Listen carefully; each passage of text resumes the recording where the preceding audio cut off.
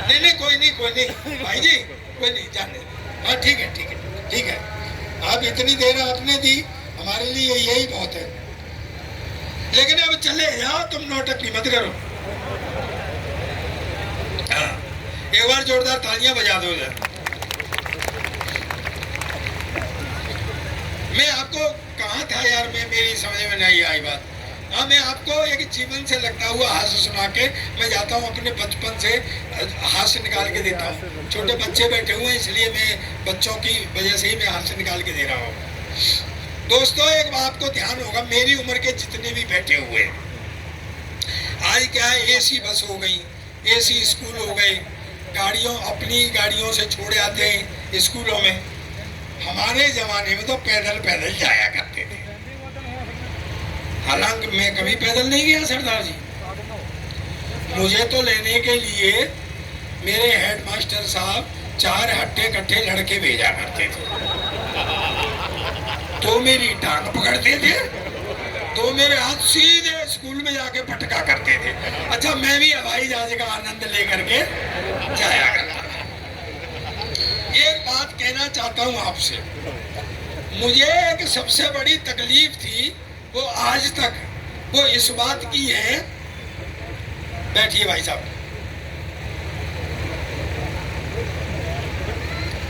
बैठ जाओ बैठ जाओ, कोई बात नहीं, अपना काम वाम निपटाए हैं, इसलिए तो लेट आए। नहीं ठीक है भैया, कोई यही काम थोड़ी, और भी काम है। हाँ, तो सुनना, मस्ती में सुनना। आप नेता हैं क्या? नेता वेता तो नहीं है? नेता को देखते ही टूट पड़ता हूं मैं।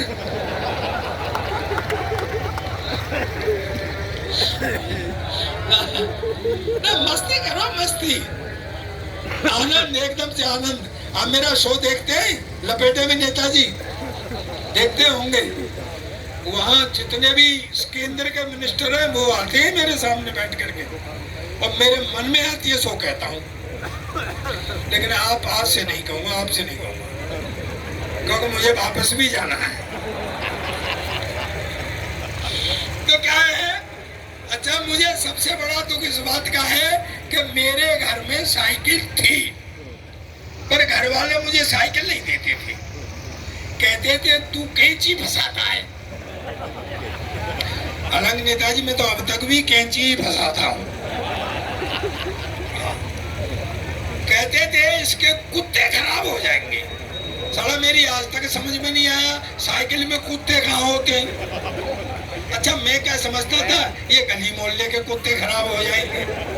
तो मैं जब साइकिल चला के लाता था तो पूरे पेडल मारने लग जाता था कि कहीं बेचारा कुत्ता खराब न हो जाए। अच्छा देखो, एक बात सुनो, मस्ती लेना। साइकिल जब से बनी है तब से आज तक उसके 2 ही 3 कायदे सीखने के। पहले कैंची, फिर वो डंडा, और फिर गद्दी पे से चलाना सीखते हैं। और जब डंडे पे से चलाना सीखा करते थे और कभी कभी पेडल पे से पैर स्लिप हो जाते। हाय हाय हाय हाय, 15 मिनट तो साइकिल ऐसे पड़ी रहती थी, आदमी साला नटवर लाल बन जाता।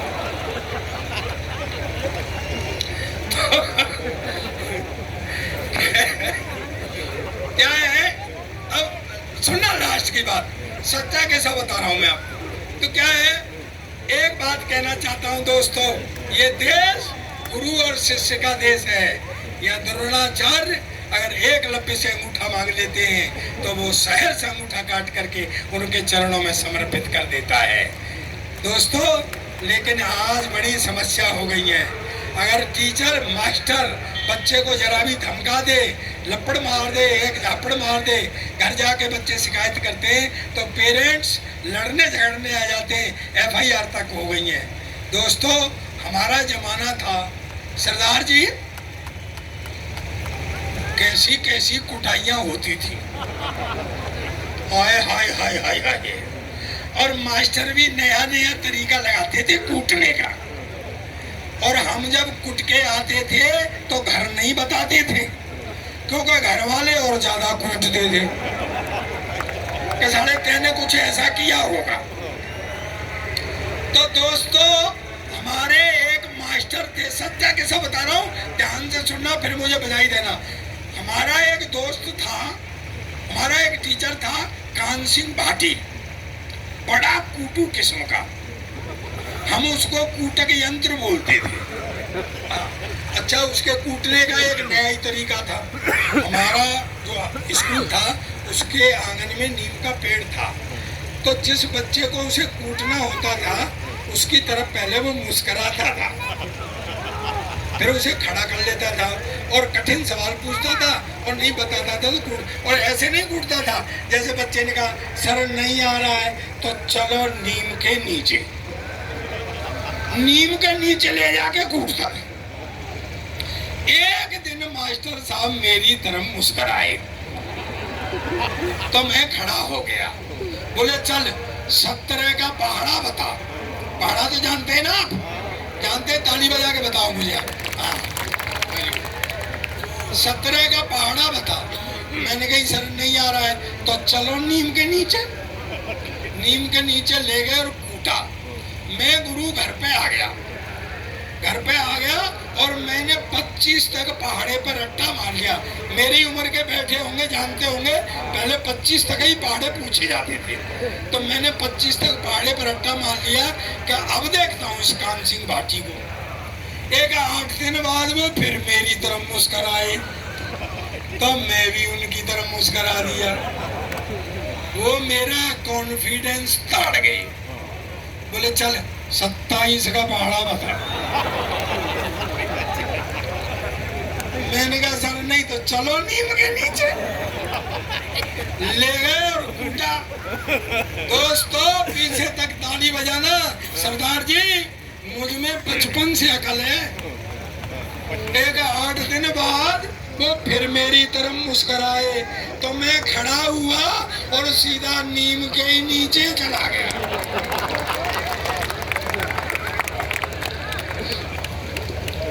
दोस्तों मुझे बधाई देना, लास्ट में मैं एक व्यंग पढ़ के जा रहा हूँ। व्यंग है व्यवस्था पर, ध्यान रखना। और चूंकि नेताजी आ गए तो मैं आपको समर्पित करता हूँ ये। दरअसल क्या है, मेरा एक दोस्त है, नेता बड़े विचित्र प्राणी है गुरु इस धरती के। परमात्मा ने कैसे कैसे बनाए और हमारे ऊपर छोड़ दिए। हाँ, तो नेताजी मैं मन की बात पहचान लेता हूँ। देखो पड़ोसी का बच्चा रो रहा हो तो सर में दर्द होता है, और अपना बच्चा रो रहा हो तो दिल में दर्द होता है। रुको रुको,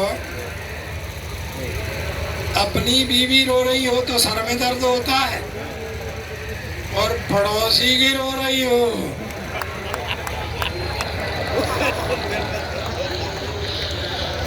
मेरा एक दोस्त है नेता, मैं जब भी उनके घर जाता हूँ, चाचा जी नमस्ते, आगरा से आए होंगे, मैं आया हूँ, पेठा लाए हो, मैं लाया हूँ, ले पकड़।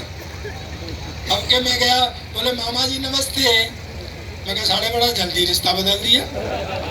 अब पीछे तक ताली बजाना, देखो नेताजियों की बात। तो मैंने कहा बड़े जल्दी रिश्ता बदल दिया। बोले क्या है, जब आप आ रहे थे ना तो पापा मम्मी से कह रहे थे ये साला फौजदार फेरे आ गया। शाम को जब हम खाना वाना खा रहे थे तो उनका बड़ा बेटा आ गया, बोले पापा मुझे राजनीति सिखा दो, एक व्यंग पढ़ के जा रहा हूँ, बहुत दिनों तक याद रहेगा आपको। बोले मुझे राजनीति सिखा दो। बोले राजनीति नहीं करते, राजनीति गंदी होती है, राजनीति पे कोई बात नहीं करते। बोले जी मेरे आप क्यों करते हैं? मैंने कहा यार बेटा इसको बता दे भाई, सो जाएगा ये, और तू बता दे इसको राजनीति। बोले बेटा राजनीति में क्या होता है, देश होता है, तरक्की होती है, अर्थव्यवस्था होती है, कर्मचारी होते हैं, जनता होती है, सरकार होती है, यही है, सब सो जा। बोले जी डिटेल में बताओ, मेरी समझ नहीं आई, आप भी समझ लो। तो उसने कहा अच्छा बेटा एक बात बता, घर में कमाता कौन है? बोले पापा आप। तो ये समझ ले कि मैं अर्थव्यवस्था हूँ। खर्च कौन करता है? बोले मम्मी। तो मम्मी समझ ले सरकार है। तनख्वाह किसको देते हैं? बोले नौकरानी को। तो नौकरानी समझ ले कर्मचारी है। बोले जी मैं। अरे बोले बेटा हम सब कुछ तुम्हारे लिए तो कर रहे हैं, ये समझ लो तुम देश की जनता हो। बोले जी मेरा छोटा भाई। अरे बोले सो जा यार, ये समझ ले ये देश का भविष्य है। वो जाके सो गया।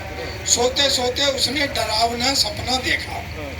तो वो जाग कर के डर के मारे पापा के कमरे में गया, तो पापा वहां था ही नहीं। फिर मम्मी के कमरे में गया तो मम्मी सोई पड़ी थी। जब वो लौट के आ रहा था तो नौकरानी के कमरे से कुछ घुसर घुसर की आवाजें थी। जब वो और आगे आया तो उसने देखा उसका भाई अंधेरे में सो रहा है, तो वो भी आके सो गया। सुबह जब हम चाय वाय पी रहे थे तो जाग के आ गया, कहता पापा मैं तो राजनीति सीख गया। बड़ा बड़ा जल्दी सीख गया। क्या सीखा? कहता जी अर्थव्यवस्था कर्मचारी का शोषण कर रही थी, सरकार सोई पड़ी थी, देश का भविष्य अंधेरे में था और जनता बेचारी घड़ी घड़ी देख रही थी। Thank you. एक जोरदार तालियां हो जाए। हमारे बीच में थे प्रताप फौजदार जी। कहते हैं कि बारिश ऐसी हो कि समुद्र में तूफान आ जाए, बारिश ऐसी हो कि समुद्र में तूफान आ जाए और तालियां ऐसी बजाइए कि महफिल में जान आ जाए। जोरदार तालियों के साथ अगली परफॉर्मेंस के लिए जो हमारे आज की सबसे खास परफॉर्मेंस जो अभी चल रही है, इसके आखिरी आर्टिस्ट है। मैं चाहूंगी कि आप सभी बैठे और